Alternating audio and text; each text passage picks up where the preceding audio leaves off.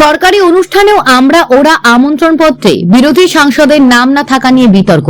জেলার ঐতিহ্যবাহী প্রাচীন মেলায় আমন্ত্রণপত্রে অতিথি তালিকার নাম নেই জেলার 2 সদস্য নির্বাচিত সংসদের। এদিন রামকেলির উদ্বোধনী মঞ্চে তৃণমূলের এক ঝাঁক সদস্য উপস্থিত ছিল, আর জানিয়ে শুরু হয়েছে রাজনৈতিক চাপানুতর। তৃণমূল পরিচালিত জেলা পরিষদের অধীনে রয়েছে মালদার ঐতিহ্যবাহী রামকেলি মেলা। জেলা প্রশাসন ও জেলা পরিষদের তত্ত্বাবধানে অনুষ্ঠিত হয়ে থাকে। প্রতিবারের মতো এবার ওই মেলার উদ্বোধনী অনুষ্ঠানে ছিলেন জেলা প্রশাসনিক কর্তারা সহ রাজ্যের শাসক দলের জনপ্রতিনিধিরা, জেলা পরিষদের সভাধিপতি সহ ইংলিশ বাজার পৌরসভার ও পুরাতন মালদা পৌরসভার চেয়ারম্যান। মেলার সরকারি আমন্ত্রণপত্রের তালিকায় তৃণমূলের একাধিক বিধায়ক, মন্ত্রী, প্রশাসনিক কর্তা ব্যক্তিদের নাম থাকলেও সেখানে নাম নেই উত্তর মালদা লোকসভা কেন্দ্রের বিজেপি সাংসদ খগেন মুর্মু ও দক্ষিণ মালদা লোকসভা কেন্দ্রের কংগ্রেস সাংসদ ঈশা খান চৌধুরী। এই নিয়ে শুরু হয়েছে জেলায় রাজনৈতিক চর্চা। জেলার প্রাচীন ঐতিহ্যবাহী মেলা সংসদের নাম নেই, সেই নিয়ে রাজনৈতিক মহলে শুরু হয়েছে চর্চা। নিমন্ত্রণ করা হয়নি মেলায়, কি বলবো? আমি কোনো বক্তব্য দিতে চাই না। কংগ্রেসের এইটাই তো সংস্কৃতি, এরা কাউকে বিশ্বাস করে না, কাউকে ভরসা করে না, মানুষকে বিশ্বাস করে না, এমনকি তৃণমূল কংগ্রেস নিজেকেও বিশ্বাস করে না। তাই নিজেদের যাতে এখানে কোন রকম এই বিশ্বাসের জায়গাটা না হারায়, তাই শুধু তৃণমূল কংগ্রেসের তাদেরকেই ওখানে রামকেলি মেলাতে তৃণমূল কংগ্রেসের সমস্ত মন্ত্রীরা থাকতে পারেন, তৃণমূল কংগ্রেসের বিধায়করা থাকতে পারেন, পঞ্চায়েতের সমস্ত পদাধিকারীরা তোলা থাকতে পারেন, কিন্তু বিরোধীরা এখানে দুইজন সাংসদ আছে, তাদের এখানে থাকার কোনো অধিকার নেই। এখানে বিরোধী আমাদের এমএলএ আছেন এখানে 4 জন, তাদেরকে এখানে ডাকা হয়নি। অর্থাৎ এটা তৃণমূল কংগ্রেসের সংস্কৃতি। এরা মানুষকে কখনো আপন করতে জানে না, এরা শুধু লুট করতে জানে। তাই তৃণমূল কংগ্রেস ওখানে একটা মেলা হচ্ছে, এই মেলাতে লোকে সমস্ত জনপ্রতিনিধি থাকবেন, সব মানুষের মেলা, এটা তো দীর্ঘদিনের মেলা। আমাদের রামকেলি মেলা, আমাদের শ্রী চৈতন্যদেব তিনি এখানে এসেছিলেন। এই মেলাতে সবাই যাবে, প্রত্যেকটা মানুষের এখানে যাওয়ার অধিকার আছে, প্রত্যেকটা জনপ্রতিনিধির তার ওখানে আমন্ত্রণ পাওয়ার অধিকার আছে, এটা বঞ্চিত করছে। অর্থাৎ পশ্চিমবাংলায় শুধু বঞ্চনার বাইরে তৃণমূল কংগ্রেস কখনো ভাবতে পারে না, এরা শুধু বঞ্চিত করে মানুষকে। তাই বঞ্চনার প্রতিবাদে মানুষ আজকে রুখে দাঁড়াচ্ছেন। আজকে পশ্চিমবাংলায় যেভাবে মানুষ এগিয়ে আসছেন, কিন্তু এরা শুধু পুলিশকে দিয়ে, প্রশাসনকে দিয়ে এরা এখানে মানুষের ভোটকে লুট করছে। তাই আজকে বঞ্চনার প্রতিবাদে মানুষ সবাই সামিল হচ্ছেন, দেখছেন চারিদিকে এর বিরুদ্ধে মানুষ আজকে রুখে দাঁড়াচ্ছে।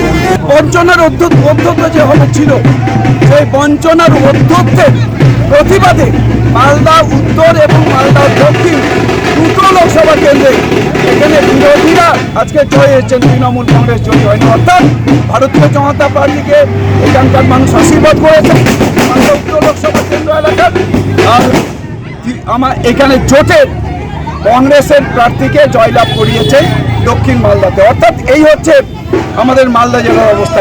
তাই তৃণমূল কংগ্রেস এভাবে তারা হচ্ছে যে এই মানুষকে তারা আপন করবে না, মানুষকে হচ্ছে বিচ্ছিন্ন করবে, এখানে মানুষের অধিকার থেকে মানুষকে বঞ্চিত করবে, এই বঞ্চনার বিরুদ্ধে মানুষ রুখে দাঁড়াবে না। আগামী রামকেল উৎসবে সাংসদদের নাম দেওয়া হয়নি বলে আজকে মাননীয় সাংসদরা যে হঠাৎ করে চিৎকার চেঁচামেচি করছেন, তাদের উদ্দেশ্যে একটাই কথা বলতে চাই।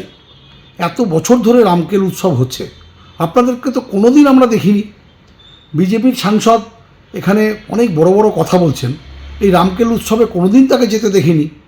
আর এই বিজেপির যে কদর্য রাজনীতি, বিভিন্ন রেল মন্ত্রকের যে রেলগুলো উদ্বোধন হয়েছে, আপনারা লক্ষ্য করে দেখেছেন, আমাদের মাননীয় মন্ত্রী, মাননীয় সাংসদ, সম্মানীয় মুখ্যমন্ত্রী কারুর নাম ওনারা দেন না।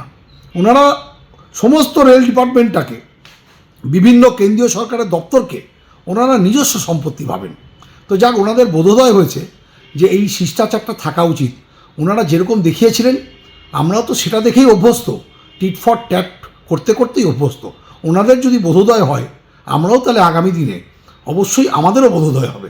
আপনাদের কাছে একটাই আবেদন থাকবে, রামকেল উৎসব ঠাকুরের উৎসব, সনাতনদের উৎসব, সমস্ত মানুষের উৎসব।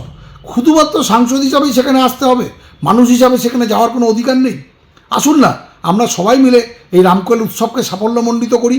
একটা রামকৃষ্ণ মেলা আছে, যে আমার মনে হয় এটা গোটা ডিস্ট্রিক্টের একটা অনুষ্ঠান, সেলিব্রেশন। তো এই সেলিব্রেশনে অবশ্যই এমপিদেরকে, সাংসদকে ডাকার উচিত।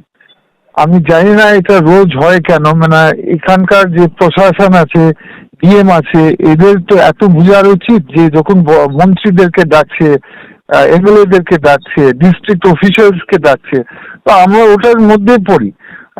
যে কোনো পার্টি হোক, আমরা তো ওই লেভেলের আমরা তো ডিস্ট্রিক্ট এবং ন্যাশনাল রিপ্রেজেন্টেটিভ।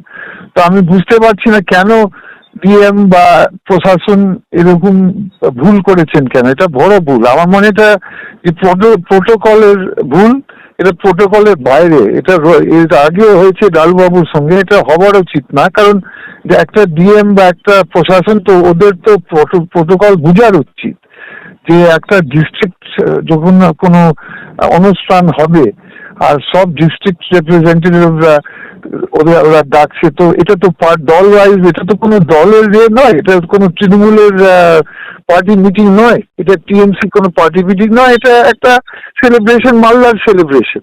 তো এটা তো মালদার ফাংশন, তো মালদার সব লিডারকে ডাকার উচিত রিগার্ডলেস অফ পার্টি।